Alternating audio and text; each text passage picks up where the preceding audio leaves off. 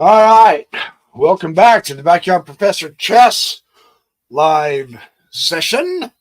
Woohoo! I'll drink to that. I've got my purified water.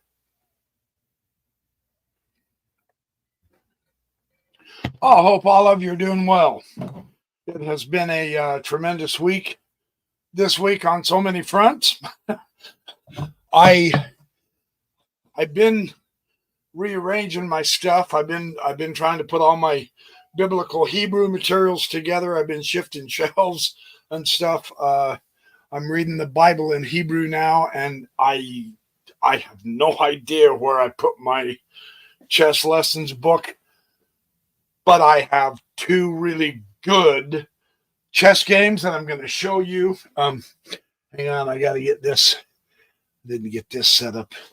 Is that straight? That's not straight. Oh my gosh, what a disaster. If we're crooked, we're never going to.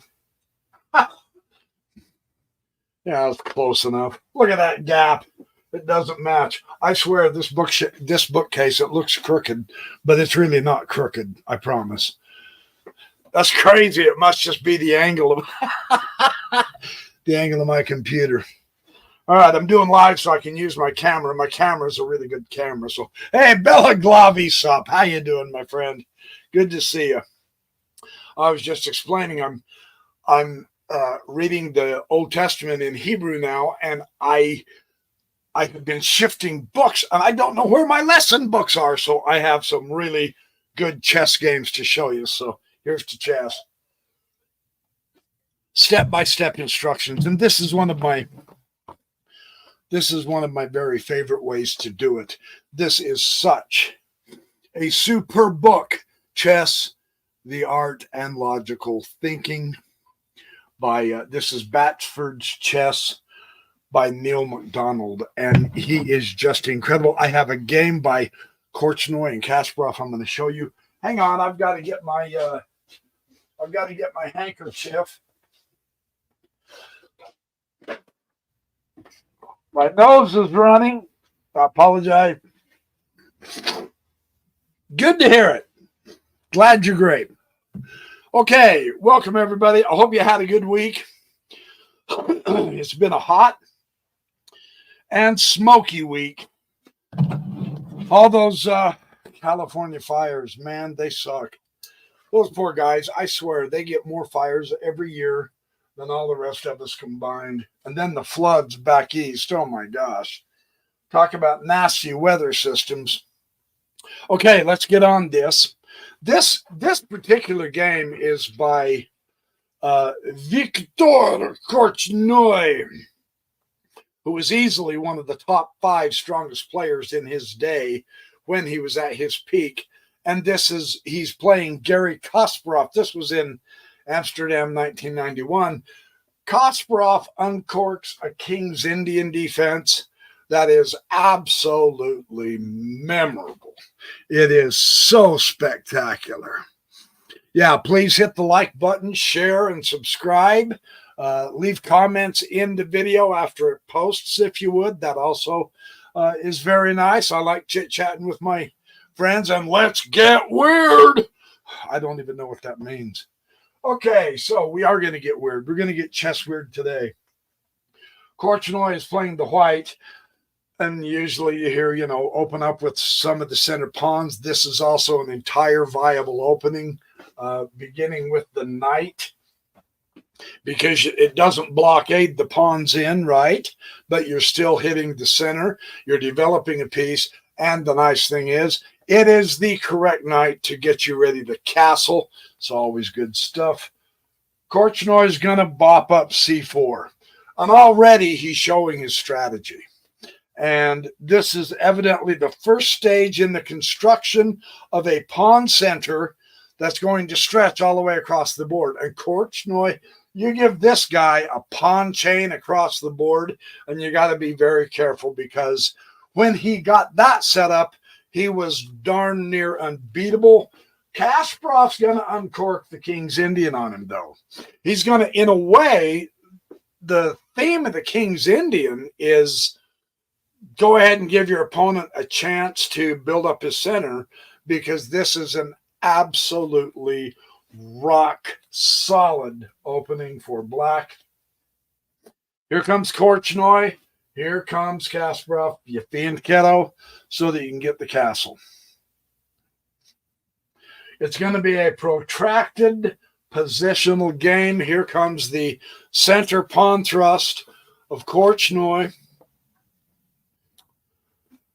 And Kasparov is going to bump the D in order to press the E pawn so that he can have tension in the center. You never give your opponent the center without a fight. Korchnoi is very good with his pawns, as we're about to see. And when you can get in good with your pawns, again, the idea, right? You're going to give yourself space. That central pawn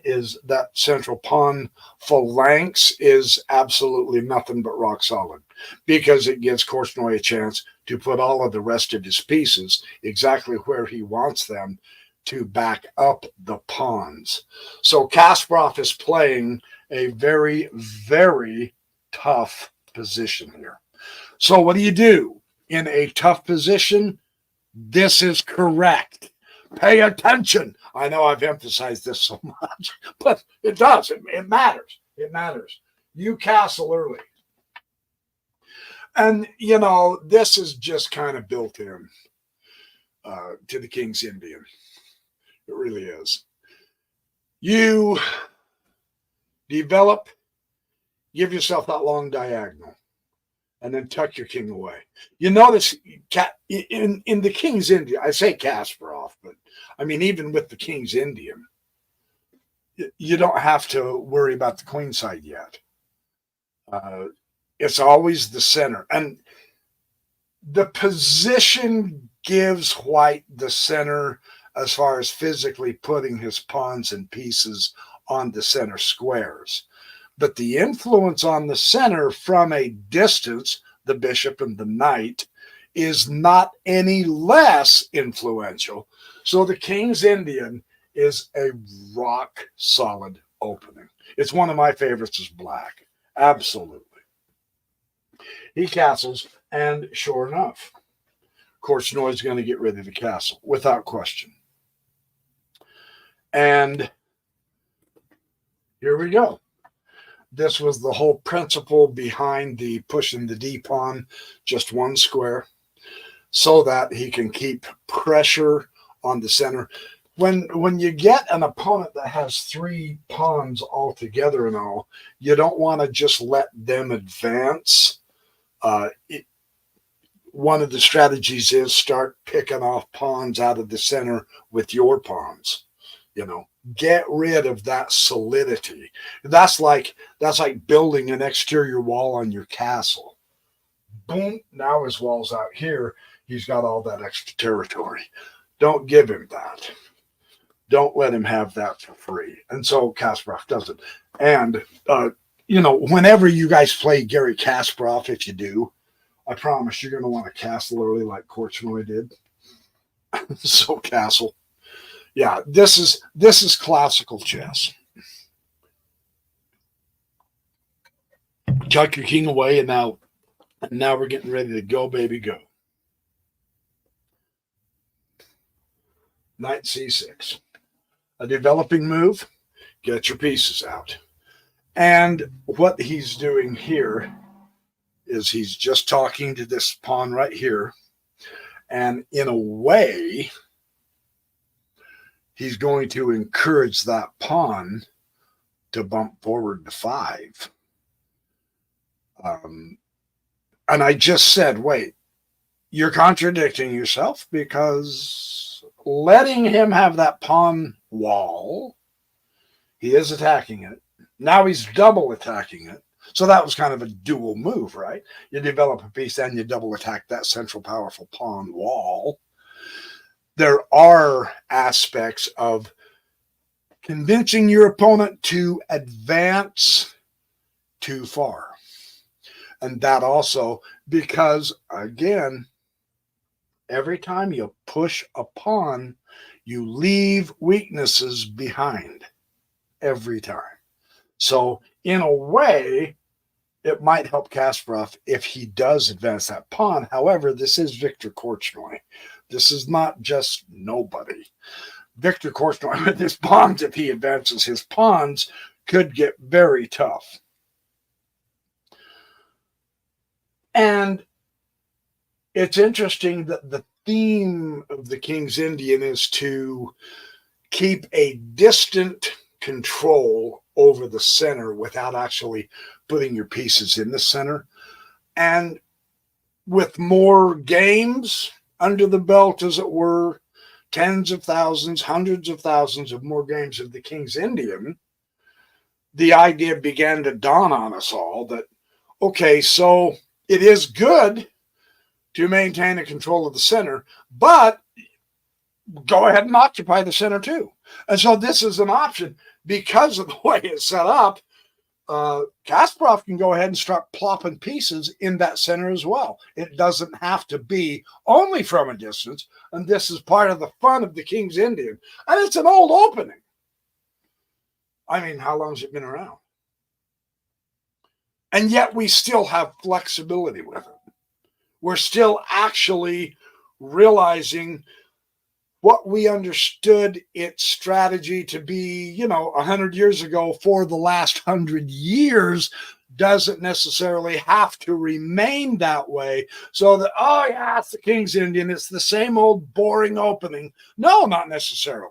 We have enough flexibility that we can now begin to try to occupy the center with other pieces. If that's the strategy we pick, the opening is that flexible. And that's fun to know. Hey, I got to say hi to a couple other. Hey, Zalu Patemujo, 57. Oh, about 100 years, Belaglavi. All right, yeah, it's been around about 100 years. Well, welcome to the channel, Zalu Patemujo. I hope I didn't mispronounce your name. Sorry if I did. Hey, Warlord, how you doing? Oh, thank you. You like my chess and my word pun shorts. Yeah, those shorts are fun. I can't help it, And yes, they're dumb and corny. I get that too. It's all part of the fun. My figuring is, if you can make people smile and laugh and giggle a little, then hot dang, you're making someone's day. Why not? I mean, life is rough enough. Let's laugh a little. I do that at work all the time too. And I make the gals laugh and I make the guys laugh. And I tell them my philosophy has become that life's too short to spend 2/3 of it at work and not laugh a little. Right? So that's the fun of it. So back to reality here. Now, Korchnoi has a decision. His pawn is under pressure. The D pawn is under pressure. And I get it. You're backed up by a queen. However, because the knight is of lesser value than the queen. And you go, yeah, but I mean, he's got the queen backing it up and he's got the knight. But the knight wants to keep track of the E pawn also. And so the decision is, do I push the pawn or not? Korchnoi pushes the pawn. So again, just to illustrate the advantage, and it really is an advantage. There's no kidding. With the expansion, you get more territory, you cramp your opponent, you have the ability to put your pieces on better squares, more important squares, to enable you to either defend or go on the attack. Cramping your opponent, of course, gives that the opposite effect. Here's the downside of this kind of an expansion. And it's not like Korchnoi isn't backing up the pawns with pieces either. It's not like he's underdeveloped, and so he's creating weaknesses with this expansion. That's not what's going on. He's got the knight back in. And of course, he's got the 2 pawns. You go, oh, for Pete's sake. That's a powerful center. And I'm not saying it's not. That is a powerful center. However, just to recognize what I said earlier. This wonderful wall of pawns covers this square, this square, this square, this square, and this square for over 2/3 of that entire row just for those pawns. That's really excellent coverage. And by pushing this, yes, you hit the knight. That's true. But you lose the influence of this square and this square. You create holes, as it were, just by advancing. Every pawn advance leaves weaknesses in its wake. And of course, because the pawn has pressed forward, this square, and this square is now weaker. Because technically not this square, well, yeah, occupying it, but because now this pawn can't influence here or here. If he was here, he can't support his buddies, etc. So every forward move leaves weaknesses. That's just part of this process. They're both aware of that. It's fun for us to become aware of it. So the d5 push, he does keep the central pawn chain intact, which is a good power move. However, the center isn't mobile. And so in the King's Indian, we're seeing the nice effect here of pressing the D pawn just 1 to 6 and then pushing the E5 because it blocks the mobility of the center. So there's no tension. There's just a roadblock. This is a classic view of a closed center. Nothing is going to be coming crashing through a closed center. And see, again, this is an advantage. Korchnoi, no, they both know, of course, but by pressing the pawn and closing the center, meaning nothing can pass, it also does limit the influence of that dark square bishop on that dark square diagonal from A1 to H8. It's stopped by his own pawn. This is called the pawn becomes a traitor, so to speak, right? So this push not only expands Korchnoi's territory, it limits the effect of that very powerful bishop for the time being, just to understand that theme. So it's not a bad move, is what I'm trying to tell you. I'm just showing you the ins and outs. And of course, the knight has to move. And this really helps open up the fact that this center is closed for business. Nothing's coming crashing through that center. The queens aren't going to come through it, the rooks aren't, and the bishops aren't. So this is a closed game. The overall general strategy, according to Silman and others, I mean, Silman wasn't the first to recognize this, of course, but he emphasized it, and this is where I learned it, was from Jeremy Silman. God rest his soul. I hope he's having fun playing the angels' chess in heaven. Yes, I believe he went to heaven. Hey, he was a hero. Come on. Give the guy a break. What was I lying about? Oh, man, now I can't remember. Yeah, nothing's going to come crashing through that center. So, at the moment, but things can change. That's the point. The knight has to move out of the way. Knights can jump over center pawns. And that's why in a closed center, knights increase their power or their ability. The limitation of that dark square bishop is absolutely obvious. But this knight doesn't have that limitation. He can still spring all over the place, right? And so can this one. This knight has all kinds of places he can go over to here. Not now, because that square is threatened. But so the leaping ability of the knights, a closed center does not bother them. So watch the knights. Let's see if these guys put that into practice. And sure enough, here comes Korchnoi. And this is kind of a hop backwards, you know. How did Silman put that? Do any of you remember? You remember going through his book? I think it was the 4th edition of Reassess Your Chess, the big one, the step back boogie. I do believe that's what he called it. Yeah. Yeah. Look, you got your knight out here. You want to influence the center. So what on earth are you doing bringing him back here? This is the step back boogie.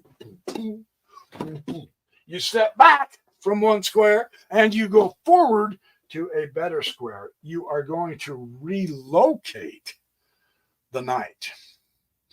In a closed center, you're entirely free to do that. And you say, well, he's not fully developed. Neither one of them are. It's a closed center, so this kind of takes away the rush, the really serious need to try to get all your pieces out there right now faster than your opponent. With the closed center, you can slow down. And instead of just flicking pieces out just to get developed, you can read the chessboard and you can say, okay, so where is the best place to put my chess pieces? That's the question. That's what you want. Well, his pawns are going a lot way. The arrow is going there. So this is the area that Korchnoi wants to play in. Vice versa. Kasparov's is pointing that way. That's the area he wants to play in. Korchnoi, by bringing his knight back over to here, he can bump up to here, and then over or up if he can get rid of that pawn. He's going to put more of his pieces on the queen side and have a queen side attack. So that's a great move is what I'm telling you. The step back boogie in a closed position is okay. It's not going to hurt you at all. So now, Kasparov follows suit in this idea of, oh, okay, let's make sure my pieces have better squares to go to. I'm going to let Korchnoi have the queen side. I mean, it's not necessary to try to prevent Korchnoi from developing and putting power on the queen side if you can keep your queen side strong, because your direction is going to be the king side. It's more important for you to get your king side going rather than worrying about Korchnoi's queen side.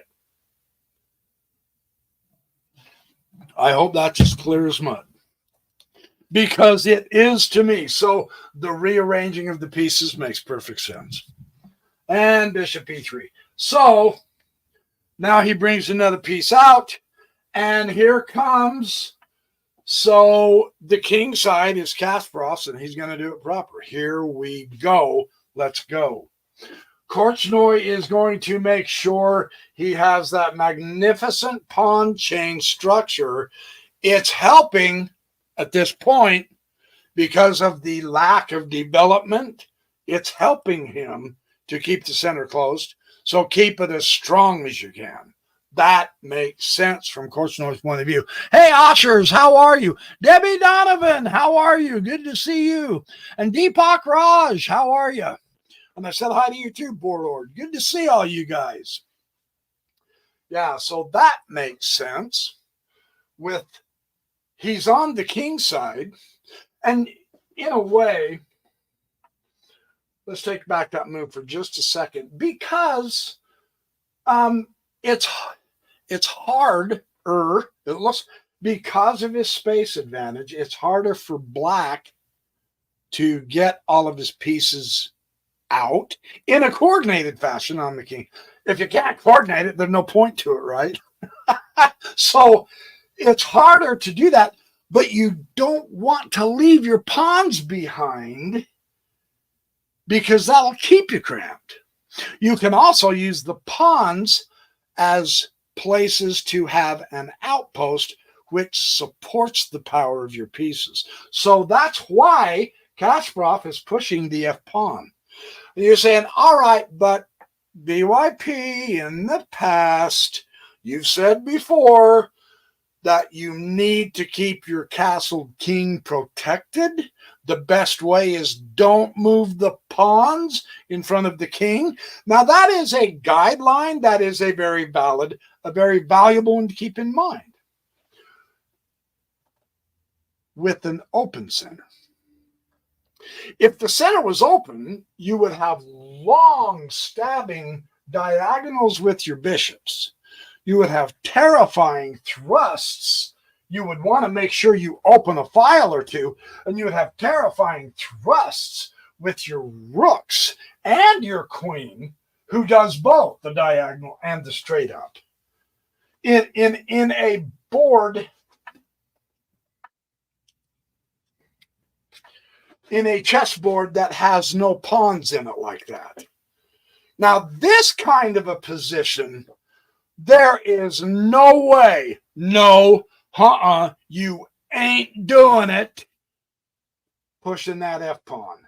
That's suicide. You keep that king protected. I mean, you've got a queen to C2 right there, hitting the pawns and coming up here and threatening a discovered check. That's an open board. In an open board, keep your king covered up without question.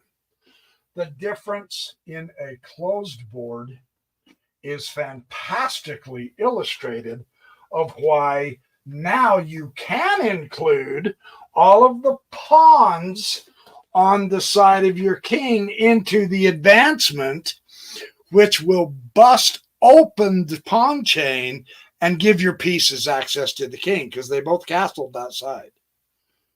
See that difference? That's really a very important difference. That's one of the coolest things about today's game, is seeing the effects of the closed chessboard. Because they're doing things that normally I've ranted and raved against in former videos, of course, in open position. So I'm not going to beat that to death, but that's why this move is not an error. I know there's a lot of people saying, no, never move the F pawn either side. The better overriding principle is read the chessboard and see what it dictates. Your pawns become weapons in a closed board system. Look how it's attacking the chain, right? If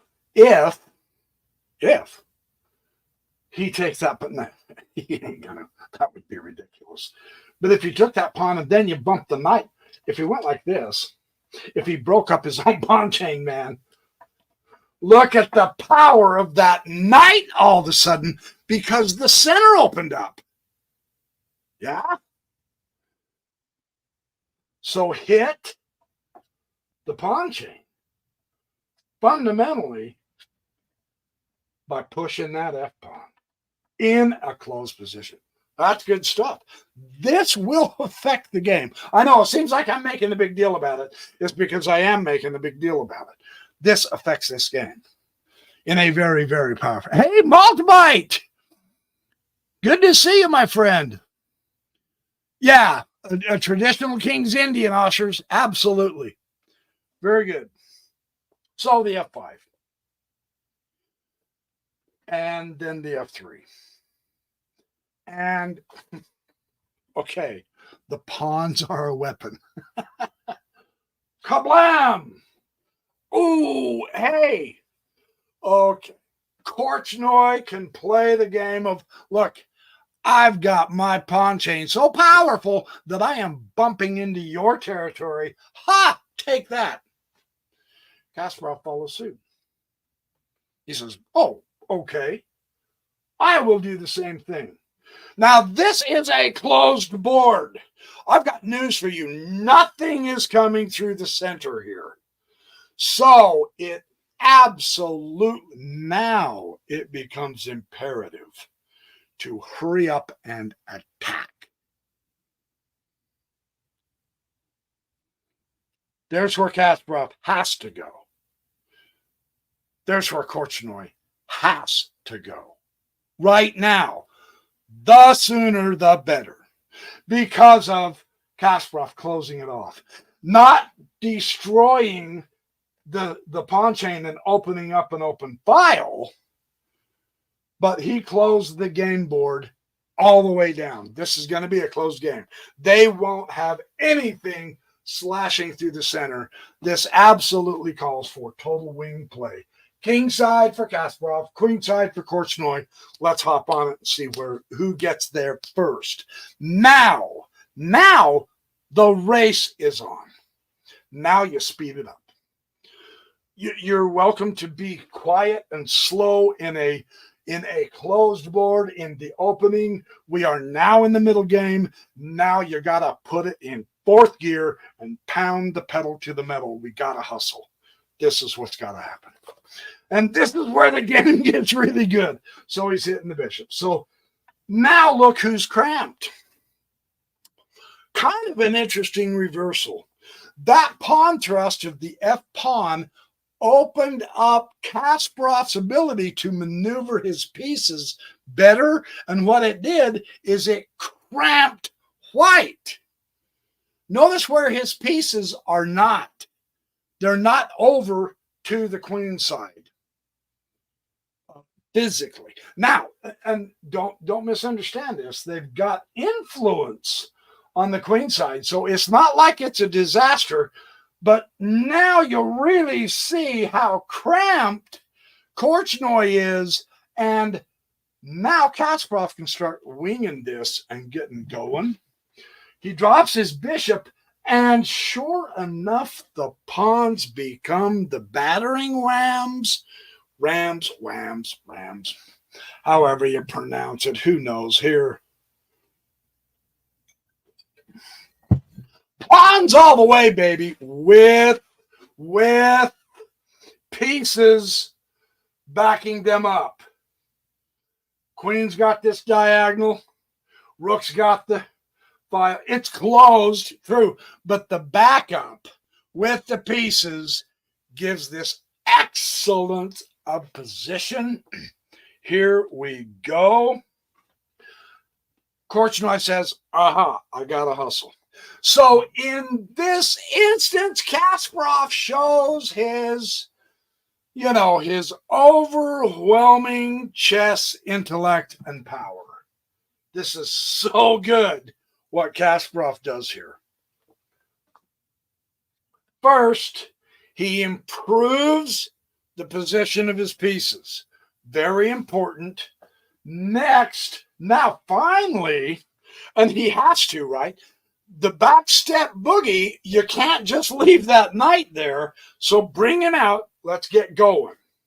So, and it's stepping toward the queen side. So now we're beginning to see the build up of tension.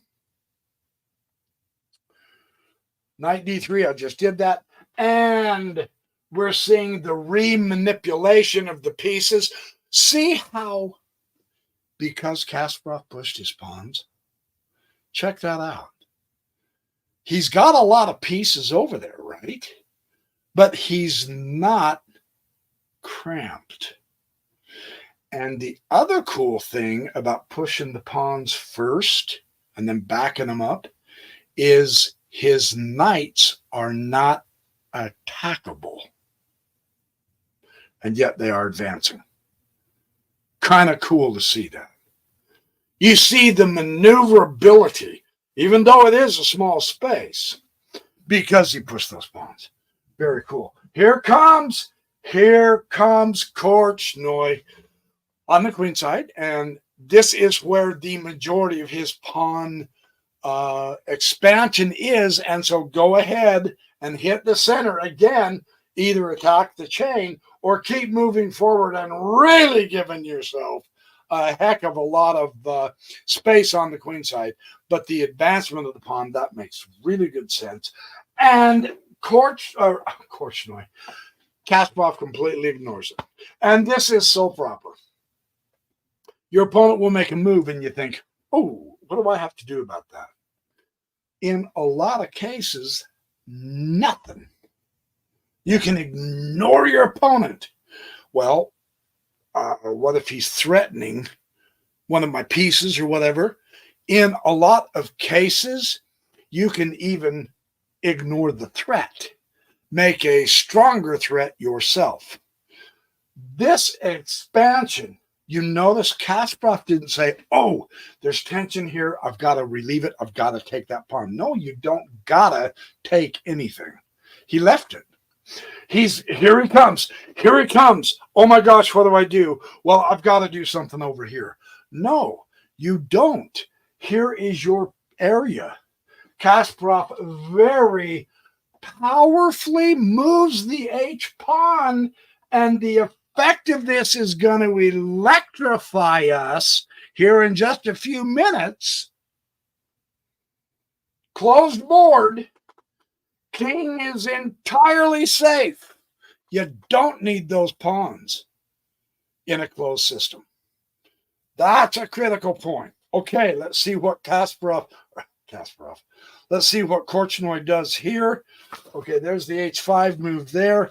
Now it's starting to get tense, and Korchnoi, his movement, we'll say, his space.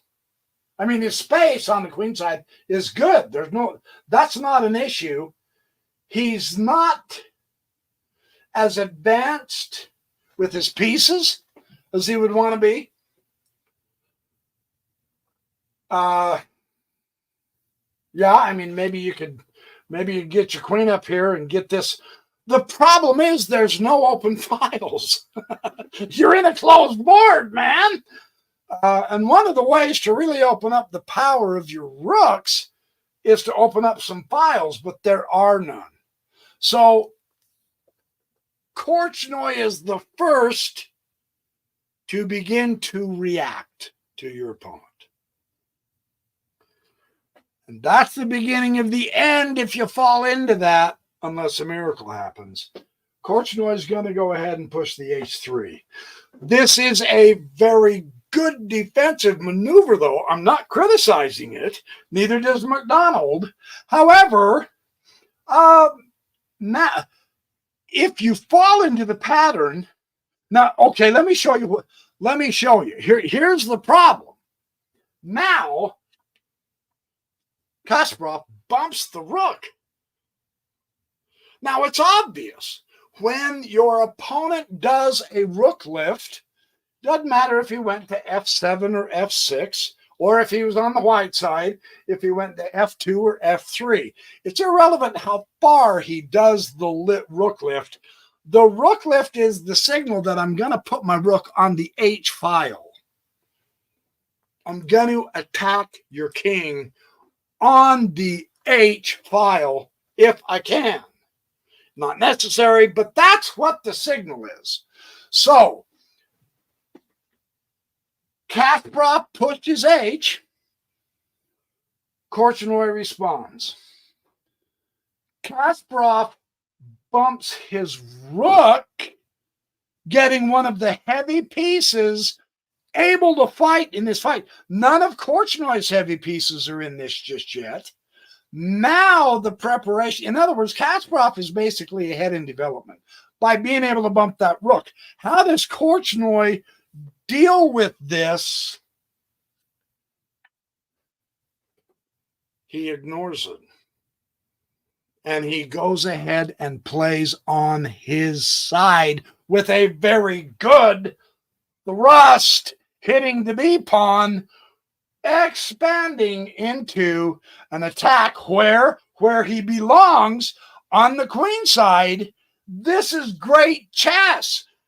And there are no open files.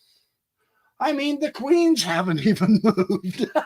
Right? What move are we on here? Man, we're on move 17, you guys, and neither queen has even moved. What a game. This is just so interesting how they do this. Hey, Dolphin 707. Good to see you, my friend. So Korchnoi is really going to town. However, the setup for black is favorable. He has a lot of analysis. I'll see if I can summarize it real quick.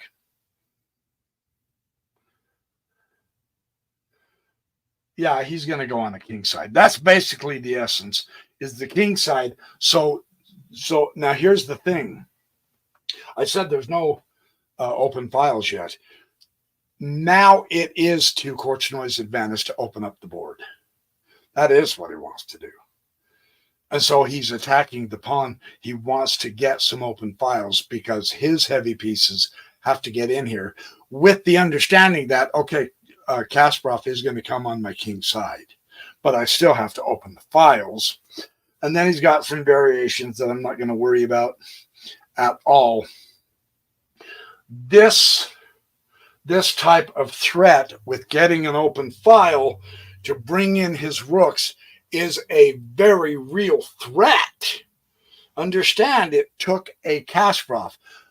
Neil McDonald said, if Korchnoi got into this position with any other player, he'd win. That's how good this is. It's just a bunch of pawns, but it's their position. It's their supportive, powerful chain. It is their giving Korchnoi the space to be able to attack. Anybody else would have fallen to Korchnoi. How did Kasparov handle this kind of masterful pawn play? Kasparov is in great danger here. In case you didn't know, I'm just here to help. What does he do? This is why Kasparov became so great. A5.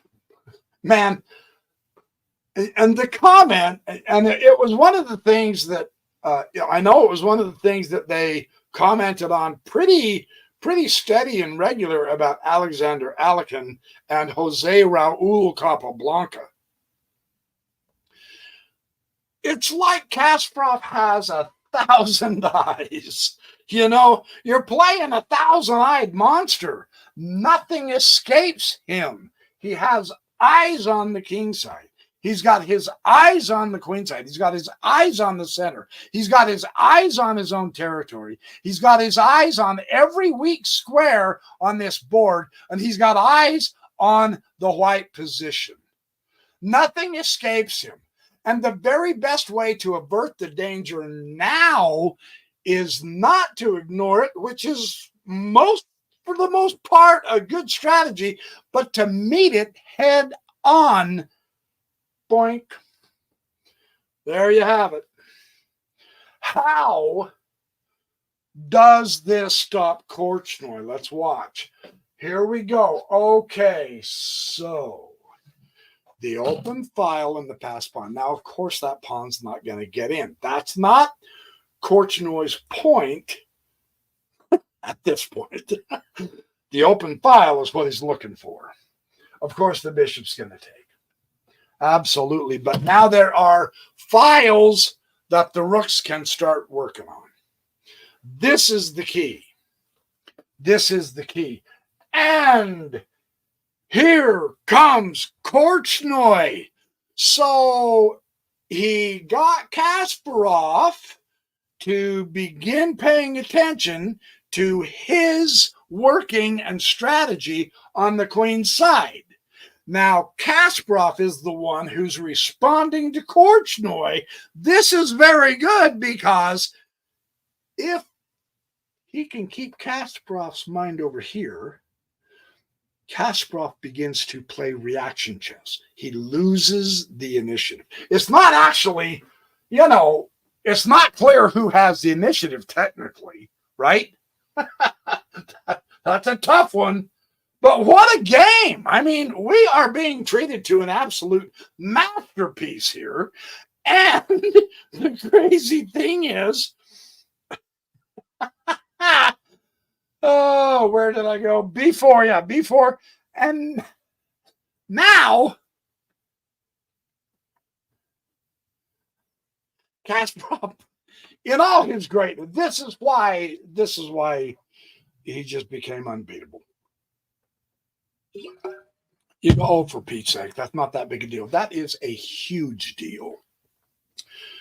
It's not often that we see a bishop's development is best when he moves back home. That's crazy beans. Come on, look. He had the long diagonal. Raspberry. He ain't got spit here. The power of that chain. So, what's the weakest piece on the board? Yeah, and I know, I get it. Yeah, you could argue, well, his rook ain't doing spit. In a way, it is. It really is, because there is pressure here. So he is keeping his eye on the A file. Yeah. But no, the rook hasn't moved and captured. Look, there's an open file, a semi-open file. It's there. He hasn't done any of that. So there is a case to be made that his rook. But in Kasparov's point of view, the king is over here, and there's nothing a rook can do at this point. But the bishop can. So the inactive piece of the bishop. Now, the bishop was active here when he took the pawn. But because of the pawn chain, the bishop ends up being inactive. So activate him by putting him back home.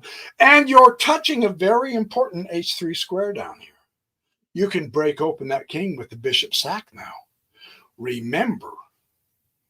Oh, remember. This rook is prepared to go to the h file. Yeah, that becomes critical here. Very cool. That's not it's a silly looking retreat, but it's not a silly move. That bishop back. And we'll show you why. So Korchnoi goes ahead and says, okay. Now, and Kasparov, he could pay it. I mean, he's got a pawn. So he gets his pawn taken, and he can re-exchange the pawn. And now maybe come back over here and pin the knight to the bishop, because it's a closed center, so the bishops aren't as effective. So you want to be careful about losing your knights, but your bishops become weak. On the other hand, if you start attacking and swapping bishops, you strengthen your opponent, not yourself. So what do you do here?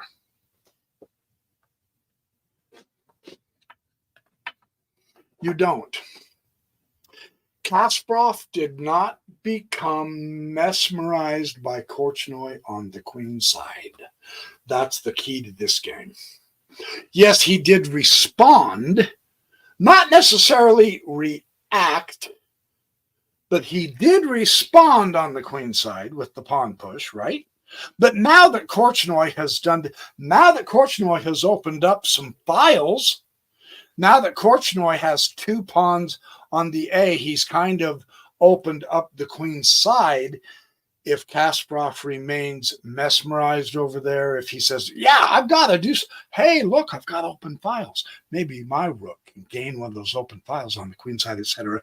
No, he does none of that. He goes right back over to where he belongs on the king side. And this makes the game. Very cool how this works. Bishop to h6, opening up the rook to get to the h. So, and make no mistake about it, here comes Korchnoi. Now, not a direct threat yet, not necessarily attacking anything yet, but his position is exquisitely becoming better coordinated and further advanced, closer to the queen's side in order to help get one of those passed pawns in. Those are passed pawns. You have to pay attention to that. You can't just totally ignore them. So he's going to leave his rook there to keep an eye on things. In the meantime, he's going to continue functioning on his side. That's what Korchnoi is doing. He's functioning on his side, but it doesn't take Kasparov's eye, ooh, what's he doing over there, off of his goal. And this is beautiful what Kasparov does. He should get back his pawn. He's a pawn down. Push your agenda. That's how, what's his nose? Silman. That's how Silman said it. Push your agenda. This is your side of the board. I own you over here. I'm going to go here. That's what Kasparov is saying.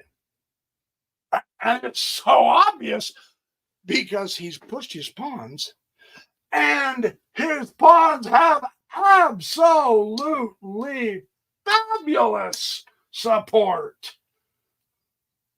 8 out of 9 of his pieces are supporting those pawn thrusts forward. This is going to turn into a debacle nightmare shortly because Kasparov is beating Korchnoi to the punch. He's just not quite there, right? Had this game looked like this, Kasparov would have been sweating bullets there. Korchnoi would have been there, but he's not. So this is a very significant advance. Keep your eye on the prize. You belong over here. Dadgummit, play over here. Oh, yeah. Oh, yeah. And so Korchnoi has a magnificent outpost, and this is a monster night. Did you notice that Korchnoi is not responding to Kasparov either? Very important. That's a monster knight. That knight can cause lots of problems if he can cover the queening square for one of those passed pawns. Now you're beginning to say, whoa, wait, good point. He's not that far from getting the queen. The knight can help open up the queening square. The bishops, did you notice his bishops? His bishops are animal nightmare powerful. Don't put the rook on the open file. Put the rook behind passed pawn. That's where it belongs. So this is actually nip and tuck for a very cool reason. Neither one of them are losing their focus. They're not worried so much about, well, look, that is a hell of a move. But so is that. Tight game. Tight game. And now, Kasparov begins the finishing touches of his symphony. He's very happy to have that knight chase his queen to f8. Why? Notice the diagonal the queen has to operate on. No, not this one. This one. He has the option of getting the queen and the rook on the h file. This is good stuff. Uh-oh. So now Korchnoi has to shift back over here. Korchnoi has to take that G pawn. Let's get rid of the pawn. The pawns are way too powerful. And Kasparov agrees, and here we go. The H file is open for business. And Korchnoi retakes. His king side is shattered. His king side is ready to attack. There's your difference. Isn't that amazing? You just kind of go, how did Kasparov do that again and again and again? How did he do that? And bishop to g5. Well, that doesn't threaten anything. That doesn't attack anything. I mean, come on, your own pawn is in your way. Why not move the pawn and threaten the bishop and pawn and open this up like this, you know? No, instead, he just simply moves that because he wants to function on the H file. Yeah? Let's see if this works. Because Korchnoi is no slouch for defense. All right, well, bishop to f3. Here we go.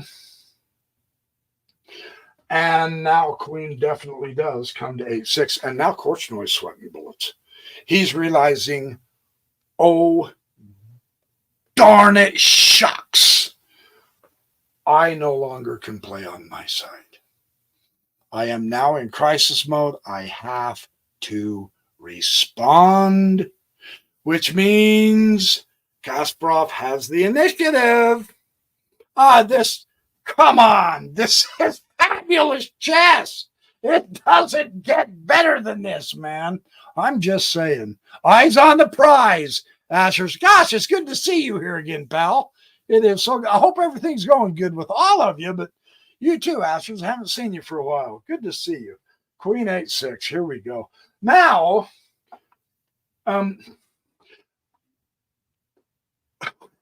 White's cramped. So he has to start making room for his king. He's got to have an escape square. That's how dangerous the H file is, you guys. Now it's just a matter of a couple of moves. Bam, game over. So he's got to hurry up and get some air. He's got to get that king an escape route, right? Knight H4. Look at this. Now, you do have the option of pushing the bishop to h4 and exchanging the dark squared bishops. Yeah? But the knight, what the knight does, the reason you got to go with the knight is because if you offer the exchange of the bishop, it gives the white king an escape. He's cramped, right? So if you had moved the bishop and he can move the bishop, there's your escape square. There's your escape. You're out. In other words, his own piece is imprisoning the king. Yes, he's protecting him. In this position, your piece is a traitor. He doesn't mean to be, but he's a traitor. This is really bad. This is really, really bad. Well, the bishop does have to take h4, and he wants to. Here's the point of exchanging, and we're in a closed position. As a general rule, in closed positions, the knights do better because they can hop over the roadblocks. The bishops can't. But in this instance, what this does is it keeps the king caged. Now he commands that short, powerful diagonal. Very, very forward. It's Garry Kasparov, man. He is beyond exception the greatest, man. So what did I miss? Knight h4, bishop takes h4, bishop takes h4, g5. Here we go. g5. Not a lot else you can do, man. There really isn't. Just push the g pawn. It's yeah. You're basically done. You're had, and this will be good for future understanding for you. You're had because he owns the H file. That's how critical that H file is. That's how powerful in a closed position with kings castled on both sides. That's how powerful the H file can become. That's the win for Kasparov. So he's going to attempt to give his king room, right? That's what he is doing. And the queen just simply takes it. And now you can see. This game is, I mean, you can see it 3 moves ago. The game is over. The knight will come to what? Queen takes. Oh, yeah, the rook to e2. So he's going to try to guard his. He's got to be able to get over here to the h. So, and notice he's just one move behind. Rats! But if he can get his rook over, but now he's got to push the pawn to get the rook over there to combat the h file, right? So, again, just one move behind. Can't quite do it. It's a great effort. And now here comes the other knight. The best way to attack, and this is a great illustration. We all know by now, and a lot of enthusiasts, a lot of beginners, they really love to bring out the queen and attack with the queen. Why not? She's the most powerful piece. You can't checkmate with just a queen, though. It takes an army. And notice how Kasparov is so masterfully using as many pieces in his army as he can. The other idea here that is really, really important to know is the closer you get your pieces to your opponent's king, the more likely your attack will be more lethal. And so bring these backward pieces forward more toward the king. You can begin to use better tactics. You can begin to use better strategies and combinations. Knight g4. One by one, they're coming after you. Rook b1.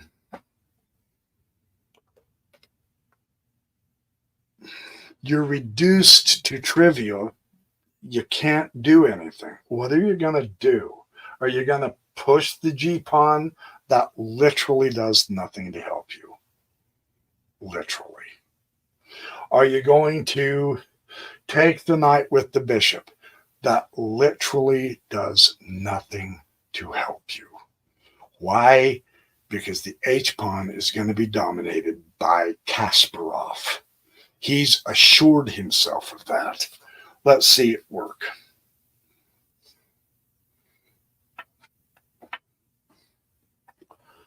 What an outpost. Come on! It's almost as if Kasparov is toying with Korchnoi, who was so powerful with his pawn chains. The Kasparov says, oh, yeah, that's nothing. I can do that. I can even do it better. In the end game, look at that. That's insane. And it opens up the H file. I mean, wow. He's almost, take that. Oh, Victor, take that. Oh, by the way, I'm going to tweak your nose. And furthermore, boink, I'm going to flip your ear. He's just playing with him now. And Victor was one of the top 5 strongest, man. So what do? You got to get your queen involved. You got to try to get a rook over or something. The king is caged, right? And look at the fabulous coordination of all the pieces. Notice, kind of interesting, the rook was prepared quite a few dozen moves ago to get over on the H file, and he still hasn't moved the rook any. He's still just holding on to the pawn that's not even threatened. It's the queen, it's the knight, it's that fabulous bishop on the end of a pawn chain. That the same pawn chain was when the bishop was back here, the pawn chain was limiting the bishop, and now he is ruler of the board. What a transformation! Come on, this is good chess. This is electrifying. And when he did this, he resigned. And here's why. Look. Essentially, all you have is to take the knight. That's total coordination and power. And I mean, you're right in his face. So if you take the knight, then it's not going to matter because you've got check. Remember, the king's cut off. The king can't run. So then you just drop the queen and go mate. Yeah. Yeah. That's how good Gary Kasparov was, man. Whew, what a game. What a game. All right, you guys, thank you so much. I'm going to call it good. I took longer to play this than I expected, but what a fantastic instruction all the way through. We learned things, interesting things in the opening. We've learned some interesting long-term strategies of what to do when the board gets closed. We've learned some wonderful key elements of how to use a closed board system. You follow the direction of your pawns and you play on that side of the board, both pieces, both sides. You must not get mesmerized with your opponent's plans. There are times when you need to respond to them, but don't become reactionary to each and every single move your opponent makes. That's what you don't want to do. And systematically attack on your side. We had fabulous beginning stuff, phenomenal middle game stuff, spectacular end game stuff. This game just is fabulous. Watch this video several times. Hit the like button and subscribe. Hit the notification. Share the video with others. And we will see you next Saturday live in the backyard, Professor Backyard. Well, basically in the basement. Same principle. Appreciate all of you. I'm going to head out. I will catch up to you soon.